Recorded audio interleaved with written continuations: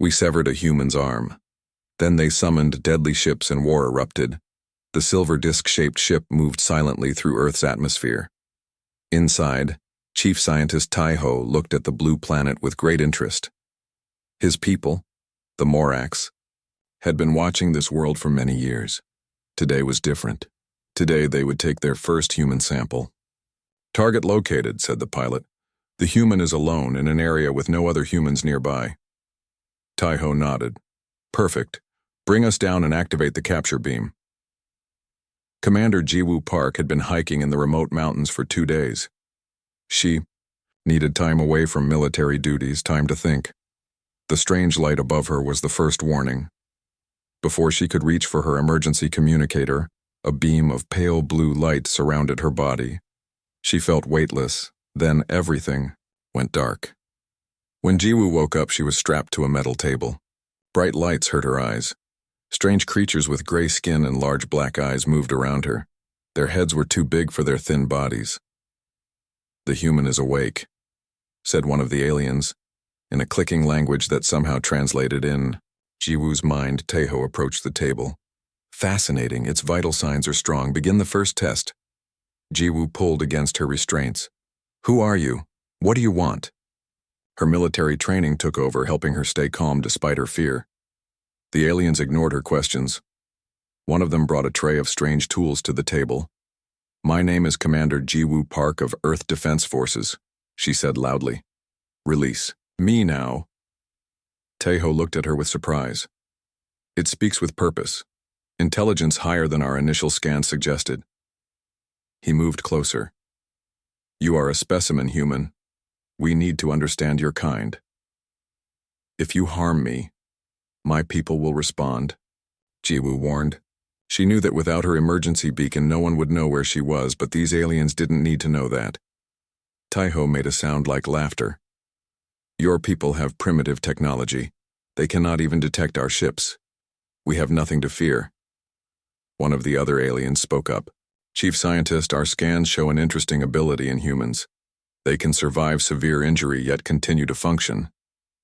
Tai-Ho's large eyes blinked slowly. "Yes, their medical records show they can live even after losing limbs. Most fascinating. We should test this directly." Fear shot through Jiwoo's body as she realized their intentions. "Don't do this. My people will find you. They will make you pay." "The specimen makes threats," said the assistant. "Should we sedate it further?" "No," replied Tai-Ho. "I want to observe its responses while conscious. Begin the procedure." The aliens brought a device that looked like a thin silver rod. It began to glow as they positioned it over Jiwoo's right arm. "This is your last chance," Jiwoo said, her voice steady despite her fear. "Release me now." Tai-Ho ignored her. "Proceed." Pain exploded through Jiwoo's body as the device cut through her arm just below the shoulder. She screamed, a sound that made the aliens step back in surprise. Blood sprayed before their machines sealed the wound. Through the haze of pain, Jiwoo saw them place her severed arm on another table. With her remaining hand, she stretched her fingers toward the neural implant all senior officers had embedded in their wrists. The aliens hadn't noticed the small bump under her skin. "Remarkable," said Tai-Ho. "The specimen remains conscious despite traumatic injury. Its pain threshold exceeds our estimates." Jiwoo's fingers found the hidden switch in her palm. She pressed it 3 times, activating the emergency system in her severed arm. The tiny quantum transmitter would send her location and status to Earth Command. It was her only hope. "You made a mistake," she gasped through the pain. "We are not what we seem." Tai-Ho leaned closer. "Explain." Jiwoo smiled, blood on her lips. "You'll see. When the ships come." "What ships?" Tai-Ho asked, suddenly uncertain. "The ones I just called," Jiwoo said before darkness took her again. On the other table, inside her severed arm, a microscopic device activated. It sent a signal no Morax instrument could detect, a signal that would travel instantly across the vast darkness of space. "The specimen is unconscious," said an assistant. "Shall we dispose of the removed limb?"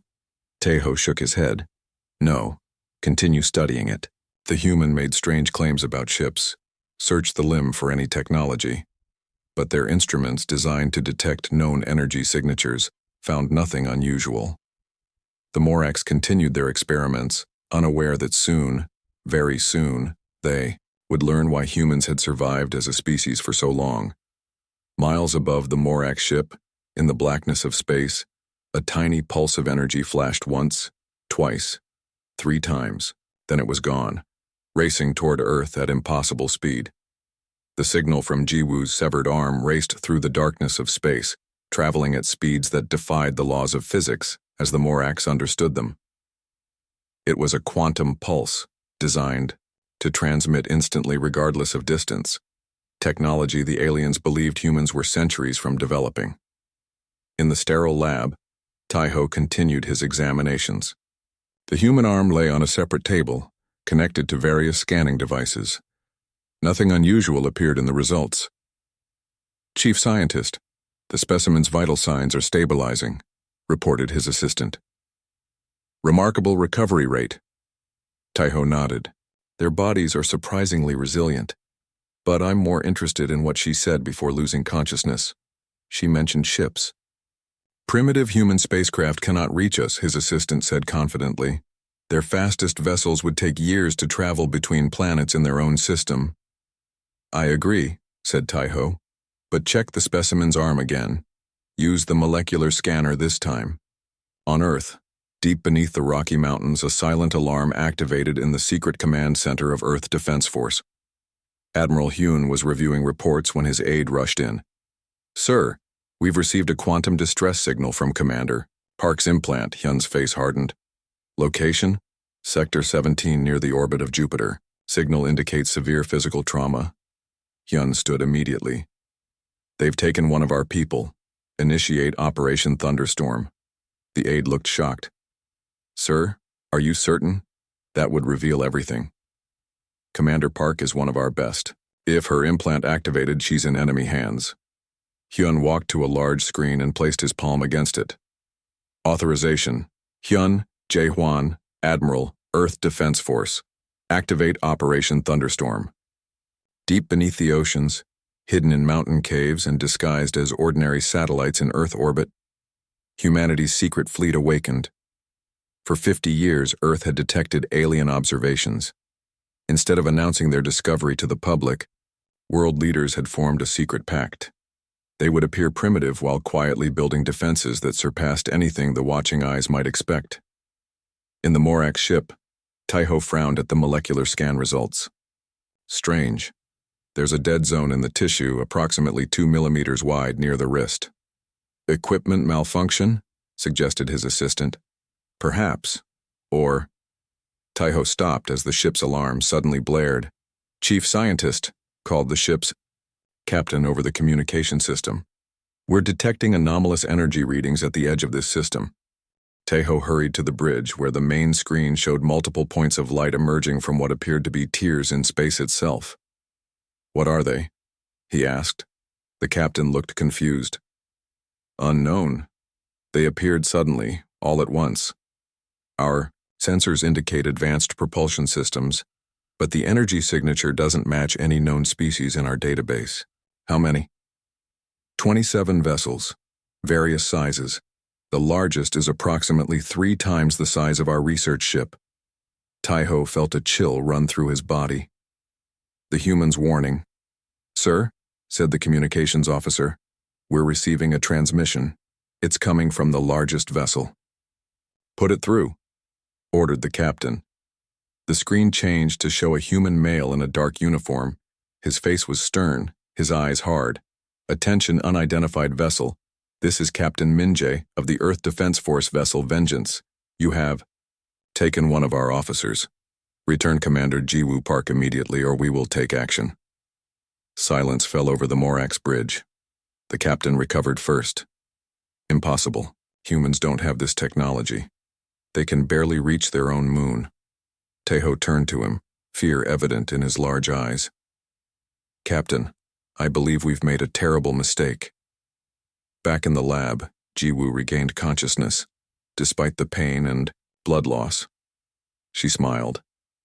Even without seeing outside, she knew her signal had been received. Earth's hidden fleet would be coming. The Morax had no idea what they had started. The Morax captain composed himself and opened a channel. "This is Captain Drell of the Morax Confederation research vessel. We have taken a specimen for scientific study, as is our right under Galactic Protocol." Minje's expression didn't change. "Earth has signed no protocols with your kind. You have exactly 1 hour to return Commander Park unharmed, or we will retrieve her ourselves." As Taiho rushed back to the lab, he passed a window and stopped, frozen in terror. More ships were appearing, surrounding them completely. For the first time, he understood the human's words.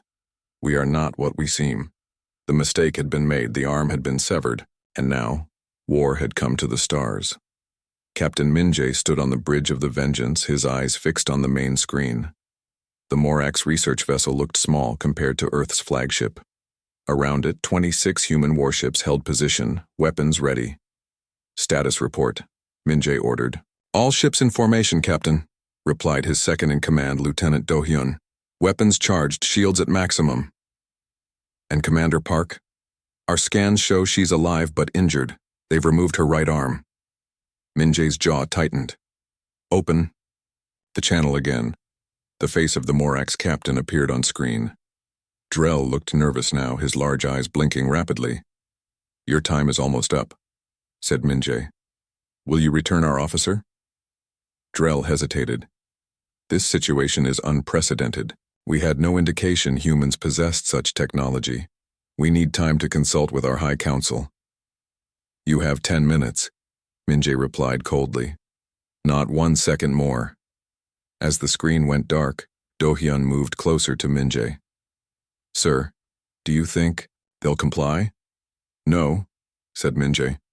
"They're stalling while they analyze our ships. Prepare boarding teams. We're getting Commander Park back ourselves." On the Morax vessel, panic was spreading. Scientists and crew gathered on the bridge, watching the human fleet with terrified fascination. "How is this possible?" demanded Captain Drell. "Our surveys showed humans had primitive rocket technology. These ships appear to have jump drives, more advanced than our own." Taiho looked up from a console.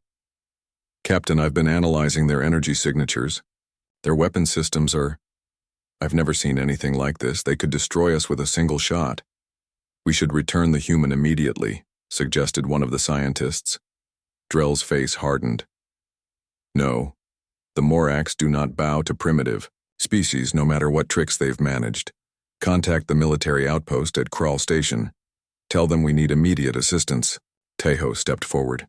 "Captain, that's a mistake. If we escalate this..." "Silence," shouted Drell. "I am in command here. Prepare our defensive systems. We will hold until reinforcements arrive."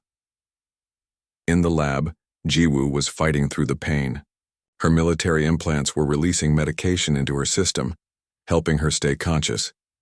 She could feel the ship's engines changing tone. They were preparing to run.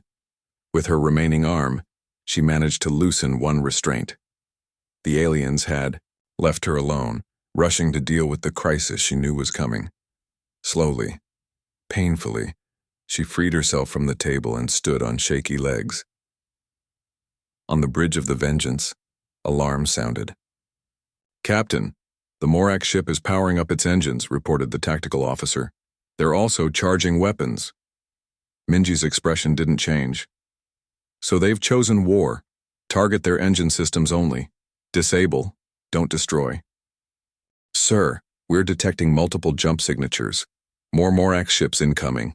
3 larger Morax vessels appeared behind the research ship. Military vessels, heavily armed.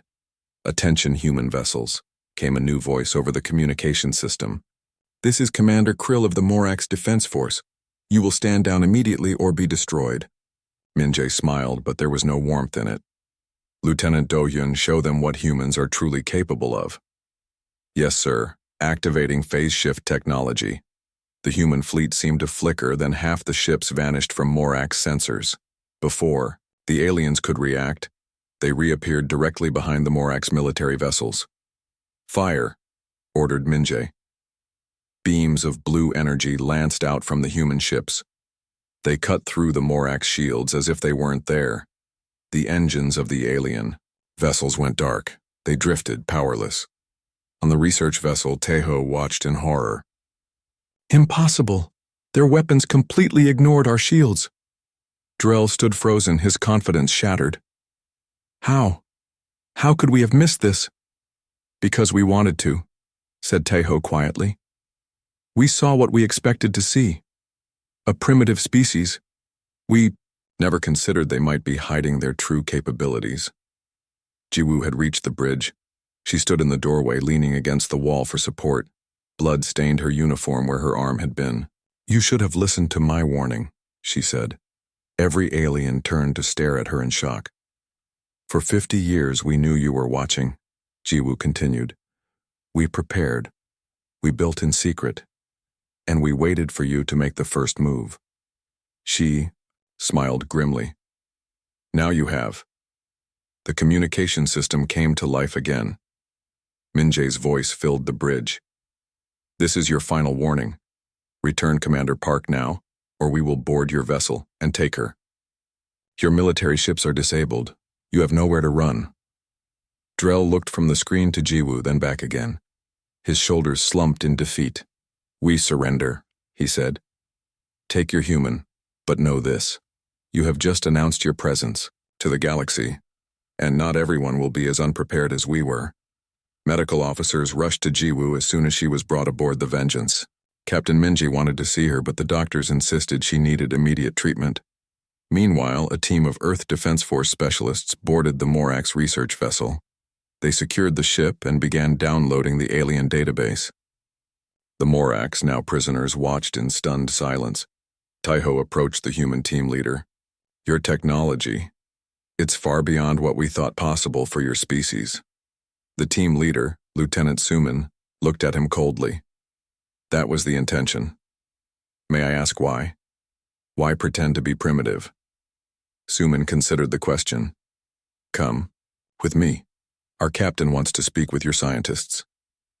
Hours later, in the Vengeance's conference room, Captain Minjae faced the Morax leaders. Tejo and several other scientists sat on one side of the table. Drell, still angry about his defeat, sat with his arms crossed. We've reviewed your database, Minjae began. Your people have been studying Earth for nearly a century. As we do, with all developing worlds, Tejo replied. It is our scientific duty. And when you decide a species is ready, you make contact? Yes, said Tejo. We guide emerging civilizations into the galactic community. Minjae laughed, but there was no joy in it. Guide? Is that what you call abducting our people and cutting off their limbs? Before Tejo could answer, the door opened. Jiwoo entered, supported by a medical officer.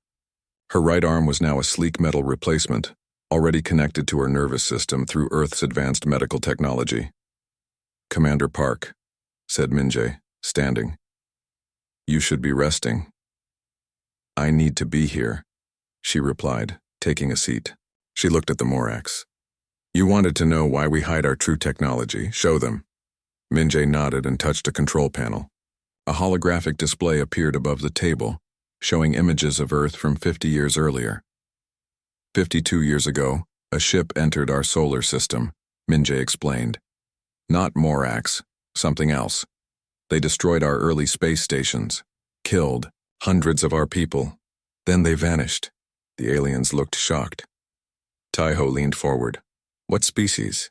Do you have images? Another hologram appeared, showing a dark ship with a distinctive shape like a curved blade. Tejo gasped. Harvesters!